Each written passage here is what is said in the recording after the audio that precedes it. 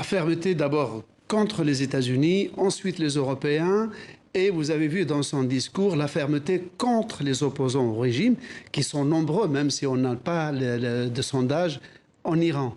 Néanmoins, il a tenu à préciser que le peuple de l'Iran, lors de l'enterrement de Soleimani, avait montré sa cohésion autour de son régime.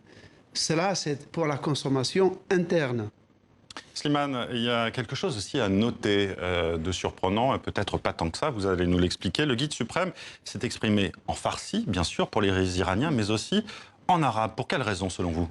Oui, alors, il a parlé dans un arabe extrêmement châtié, qu'il maîtrise parfaitement, et là, il ne s'adresse pas aux Iraniens qui ne comprennent pas l'arabe, il s'adresse aux populations arabes alentour de l'Iran, c'est-à-dire les Syriens, d'abord les Irakiens, bien entendu, mais aussi les Saoudiens et les autres opinions arabes, pour leur dire que, d'abord, il n'y a pas de véritable différence chiite-sunnite, que tous les musulmans de la région sont unis.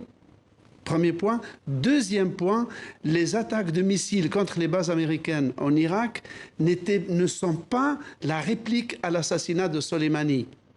Non, dit-il, la réplique sera le départ total des armées américaines du Moyen-Orient. Ce qui veut dire que Téhéran se prépare à une sorte de guerre hybride pour rendre quasiment ingérable la présence des troupes américaines dans la région. Et enfin, une petite pique pour les Européens. Il a dit que si les États-Unis s'étaient retirés de l'accord de nucléaire, les Européens co-signataires, c'est-à-dire l'Allemagne, la France et les États-Unis, et là il s'est montré particulièrement amer, il a dit ils n'ont pas eu le courage de suivre les Américains en dénonçant l'accord, mais ils n'ont pas eu non plus le cran de résister aux Américains et de sauver cet accord.